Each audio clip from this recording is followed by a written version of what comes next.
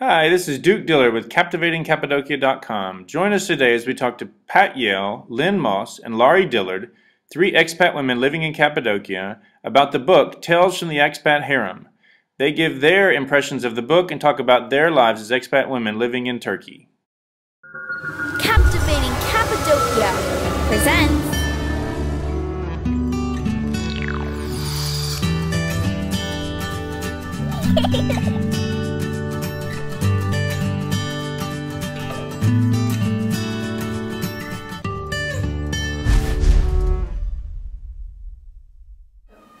Okay, why don't you ladies introduce yourselves? Okay, I'm Laurie Dillard. I'm Lynn Moss. And I'm Pat Yale. And I have asked you to come because you're three expat women living in Cappadocia, and you've all read the book, and Pat, you helped write it, and so we're here to talk about this book, Tales from the Expat Harem. So why don't I just start with your first impression, having read the book. What were your thoughts about the book? Y'all talk to each other about that. I can say that it was very enjoyable to read.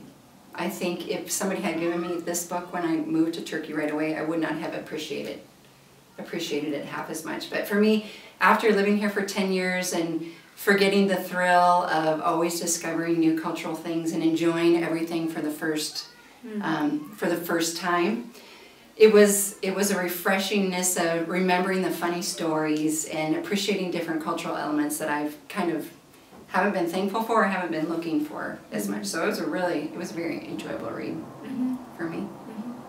I appreciate the format a lot because it's broken up into easy to read chapters. You can read a chapter before bed and put it down and then go into the next story the next day. So that was a benefit of the book to me. Yes, and it covers a lot of ground in just little, almost like capsules, doesn't it? So you can read one cultural thing and then a completely separate one somewhere else. Right. It says so much in each story. There's more than just the actual story that's happening. It really captures so much of what the culture is about that it's layered. See the layers. Any point out like memorable or favorite stories, memorable points that from the book for each of you? Well, Pat's of course is our favorite. Well, you have to say that. Thank you. I think Pat's was it was a funny, lighthearted one, and I appreciated your desire to participate in this sacrifice of Thanksgiving in a way, but trying to figure out a way to, and then all the trouble that you went through to try to make it happen. And the fact that you live very close, that was fun, because it's a place that we know. But, yeah. I appreciated Claire's story in Gordome. She's the one who was sick, and the Turkish neighbors came and rescued her. And that was such a great message of humanity, just a great compassion that people have for one another, looking out for each other, someone who's alone and in a new place. And that really endeared me to that whole, to her and to the people who rescued her. Yes. Well, I was very taken with, there was a story called The Painting or the Boy by a Dutch woman called Evelyn, who now runs Cooking Alaturka in Istanbul. And I loved her, that was a story about how she put up a painting in her hotel and a member of staff took exception to it was a picture of a woman either naked or scantily clad in a mosque, and a member of staff took exception, and the dilemma as to whether she should, as a European, insist on her right to freedom of speech, or as someone living in Turkey, should she concede and take it down? I thought that was very interesting. And she really tried to understand it. I mean, she really tried to understand it as she was opposed to just like, no, just I'm going to do my thing. It was neat to see her delving into that. Yes, that really stuck to me. I also like, there's a story by Catherine Salter-Bayer, I think her name is Salter-Bayer, who now lives in Istanbul as well. And she wrote about the problem she had with her in-laws with cleaning the house, and how in Turkey, and I know this to be the case, that we as foreigners never know how to do anything. So, a simple act of cleaning, we don't know how to clean. And she had her relatives who wanted to clean her room by just spraying. Yes, garden in the bathroom. And how she's trying to stop them doing that. But I think that was quite, in a little detail, was quite telling about some of the things that we perhaps struggle a bit with. And her dilemma of how much do I concede, how much do I respect the culture and allow them to place, have their normal role that they would have, and how much do I try to stake some boundaries and be who I really feel like I need to be. But also I thought it was quite telling about the way that we are almost reduced to children when we come here because we can't speak the language adequately, we don't understand the culture adequately. So even as an absolutely, you know, adult who's used to functioning very effectively in the world, you find yourself. And sometimes you can deal with that and sometimes you can't.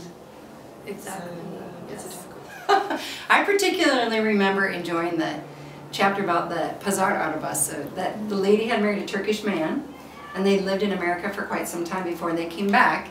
And so as he was adjusting back to a new modern Turkish culture, she was trying to embrace the quintessential, more conservative Turkish culture, which involved using your big shopping cart at the Pazar. And I found it fascinating because it was a different attitude than what I experience here. I still take my big Pazar Arabasa to the Pazar every week, and I don't feel any inhibitions about doing that. But for, and I did talk to somebody from Istanbul, an expat, and she said, my husband won't let me go to the Pazar in the neighborhood that we're at because it just is not really couth among the people who live there. And how she also tried to make all the purchases right away, like the big double teapot and all the things she thought she should have, and years later looking back and thinking, I don't use any of these things, my husband isn't even embracing this kind of Turkish culture I want to. So I found it very, I found it comical in a way, because I could look around my house and see some particular items that I bought within the first months of moving to Turkey that I don't use very often at all. Yes. And I think it's also about how when you first come here, and actually I would say for quite some time after I came here, certainly, you don't see the distinctions, say the class distinctions in Turkey, and the regional distinction, how people from different parts of Turkey perceive people in other parts of Turkey. We do this naturally in our own societies, but I think it takes us a very long time to see that as outsiders. And then you do gradually start to see. You know, for example, I used to love having my hands hennaed at the wedding, but then I gradually started to realise that if you then went to Istanbul, for example, people were just looking at you in horror, like, how is this foreigner got henna on her hands? It's such a peasant thing to do. Whereas I just thought it was a charming local tradition, which it is. But just to see her husband, that he was ready to become more Western in this area, you know, to let go of some of the cultural things that I'm betting he had while he was growing up as a little boy. But he was ready to move into a new place, and what an interesting, you know, none of us are married to Turkish men, so we're not really have that understanding. We don't have that experience of what it's like to be married to someone who wants to create their own culture, in a sense, bringing in some of the things that they've learned, and probably some of their wives' cultures too, and the wife trying to really make it very Turkish, very authentic. Yes, exactly. Because very often, if you go to a modern Turkish home, there's almost nothing of what we think of as Turkish there at all. Right. I often think in Cappadocia now, if you want to see a sort of Ottoman Cappadocian type house, you have to go to a house owned by a yabancı, a foreigner, because the Turks are busy, you know, buying beautiful furniture from Istiqbal and all the big chain stores. Yes, and handmade, factory-made carpets. They don't want a handmade carpet anymore. We're the ones clinging on to the handmade stuff and the traditions. What about, you mentioned the eczana story. I just put that out just because as a woman in Turkey having to go to the pharmacy, that's something actually tourists would have to deal with maybe sometimes too. Right, there's a woman who had a medical issue that was slightly embarrassing, and went to the eczane, which is the pharmacy, to try to get some medicine for it. And there, are you remembering the story where it became very public, what she needed, the type of medicine she needed, what she was ailing, how she was ailing, and I was really drawn to that story as well, because it was almost freeing to read it, to realize, like, it's not a stigma, it's not embarrassing, it's just something you have, and we're gonna all talk about it and feel sad for you and help you try to figure out what to do about it. And I do find that to be really the case. I mean, I've had to go to the pharmacy and ask some pretty specific questions that I might be quite embarrassed to ask in a like in a public pharmacy in America, And I think it does, I do feel a little bit freer. Maybe it's because I don't understand exactly what they're saying. That's true. And maybe I'm not understanding the little talk going on in the background, but it is nice. That is something I appreciate about her story. Yes. I mean, because one of the problems for us is that, you know, most of the people in shops of that sort are still men. I mean, there are some Yes. Whereas at home we might find it easier to take a problem like that to a female pharmacist. I had a problem like that in Erzurum, I remember once, and I went round all the pharmacists peering in the window, trying to find a female, because I couldn't bring myself in my broken Turkish to start having this conversation. You have to use a lot of charades, and then it's just yes, goes just downhill from there. Too embarrassing, yes. It reminds me of, I don't know if they alluded to this in the book or not, of when you go to the bazaar and you'd like to buy undergarments, it's a huge slew of men, you know, and there's all the undergarments lined up and you're thinking, I just don't know. No. In fact, I don't think I have bought any. No, I got my as long as I lived here. I asked my mum to send things from Marks and Spencer's. I just couldn't bring myself to do that. Yeah. And yet you have these very conservative, covered ladies just there with all their children being helped and served by these, you know, leather-clad men, and you think it's very normal to hold up things. Okay, so Pat, tell us about your story, how you picked it and what you were hoping to convey in the story you wrote in the book. Okay, well my problem was that because I don't have a Turkish family or a husband, I couldn't really write about those family type issues, so I had to look for something else, and I had to look for something that you could make into a finite, complete story. So I wrote about how when I bought my house to give thanks for the house, I was, for my good fortune, I was half, I mean they knew I wouldn't do it. People suggested I might like to slaughter a sheep, and I am a great animal lover and I couldn't dream of doing such a thing. So I looked for another cultural thing to do, and the story is about how I tried to get the drums, the Ramazan drums that are used to wake people up, re-skinned, and the trials and tribulations that came out from there. Yeah, I mean, I suppose I hoped that it would just give an insight into an aspect of Turkish culture that people, I mean, a lot of people don't know anything about Ramazan or the drummers that come around in the mornings, and yet it's a hugely important part of life here. Although, interestingly, you know, if you were revisiting this, I mean, now all the arguments are about should they be banned, because you know, people are saying, well, why are we having drummers come up into a neighbourhood where there are no longer any people living there, there are only tourists on holiday who are being woken up at the crack of dawn by drummers. So, you know, at the time it seemed very pertinent to life in Göreme. Now, possibly it would seem like ancient history. And it sounded like, did those drums ever get utilised? Whether they're our drums, I'm not entirely sure, but we have now got actual drummers with proper drums coming round. But I'm not entirely convinced. There was a long gap between when we got the drums reskinned and when the real drums started appearing. So whether they're our drums, I don't know. It's a much nicer sound though, isn't it, to have actual drums than either yogurt can or something. And it just seems such a shame, you know. That, but the trouble is that, of course, where I live in Göreme is now so swamped by tourism that these traditions are all vanishing extremely fast. What about you, Lynn and Laurie? What if you were going to put a chapter in the book? Had you thought about a story that you would focus on, or something, some aspect that you would focus on? I was just thinking probably something that wasn't as touched on in the book, I don't know if at all, was the experience of an expat having multiple children in this culture and all that that encompasses. When we moved to Turkey, we had 2 children, and now we have 6, and I get very similar questions asked of me constantly about the number of kids I had.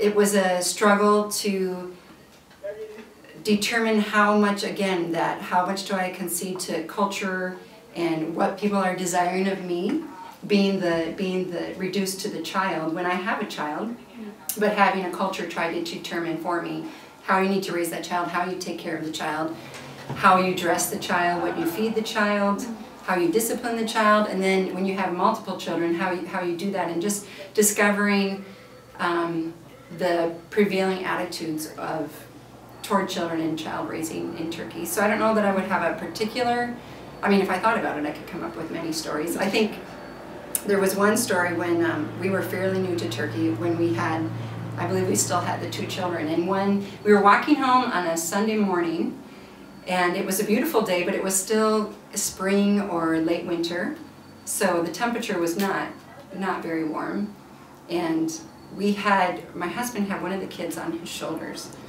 and at that point our language was not very developed.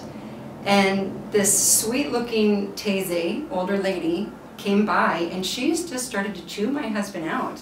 And it had to do with, I don't know if our child didn't have a hat on, or a mitten, or something. It was missing, and we gathered later that they have this explosive love that compels them to help you or tell you how to address kid issues, whereas we're just come from a culture where it's much more private, and we're not forward with that stuff. But as we more try to look at it in the light of, they love these children, and if they see something they don't think is okay, they will be very forward of talking about it. Once, to be able to learn how to interact with that. But I think that's what I would probably write a chapter on, some of the experiences we've had with raising our kids here in this culture. Yeah, I was, I think this past week we had Children's Day up at the school. And at that Children's Day, I realized how much I love being a part of a village school, letting 2 of our kids go to the village school. And, you know, we have the women on one side who are very highly covered with the long white veils, and then the men on the other. They don't even intermix at the school celebration when their kids are presenting. What happened at this particular day was a real good picture of how the village has received us. You know, the kids got up and did their presentations, or they had their little dances and all those things, but then they had games. And so eventually they got to the sack race, you know, where you get into the little potato sack and jump. And so they did the smallest kids, and then they did the medium kids, or you know, they did 2 different groups. And so Colton, one of ours, got to go in the second group. And as he started out, he was way far behind, and he was hopping along, and you know, even at the break where they had to turn around and come back, he was still a little bit behind, but he was slowly catching up. The person in front of him, he kept falling. And so towards the end, it was like neck and neck and neck, and then all of a sudden Colton jumps over the finish line and wins this race, and everyone is cheering. You know, it felt like we're all, you know, they see us as very different. They know that we're different, but they have embraced us and welcomed us. And to see everyone cheering and really excited for this little blonde boy to win the sack race in this little tiny village school was a really good, it was a good feeling, a good picture to me of how they have said, yes, we know you're different. We know you're going to dress differently. We know you're going to do things differently, but we still accept you, and we still, we're still for you in a sense. And I read something about that. Lovely story. Okay, great. This has been great. Thank you. Let me just say, would you would, because you wrote it, but you guys, how would you recommend the book? Would you just say anybody read it, or are there certain, you just said something at the beginning, Lynn, about that. How would you recommend the book to people? What would you say? Well, I just was recommending it to someone last night who just moved to the country a week ago, and I said, in about 5 years, you need to read this book, because you'll really appreciate having learned so many things and seeing that what you learned is really reality. It's part of understanding the culture and embracing the culture and understanding who you are in light of the culture. And yeah, I wouldn't recommend it to somebody before they move to Turkey, or even when they're on vacation in Turkey, but to someone who's lived here for several years, because they could really, really enjoy it. So. Yeah, I think even as a guy living in Turkey, it was a very interesting read, and it opened up some stuff, and I felt like it gave a really good picture of the breadth, because you had some stories that contradicted each other, and you couldn't say, oh, Turks are like this, or oh, you know, so that was really helpful. But I did feel like you'd have to be really interested in Turkey to read it. Like, I wouldn't give it to somebody back home and say, oh, this is a good book to read, you know, like, unless they had a real interest in Turkey. Or just in different cultures. Just someone who is very open to, like, oh, I'd like to learn about this culture, and this, you know, something different from their own culture, I think. Yeah. Well, thank you so much, ladies, for doing this, and hopefully it'll get 1 million views on YouTube. And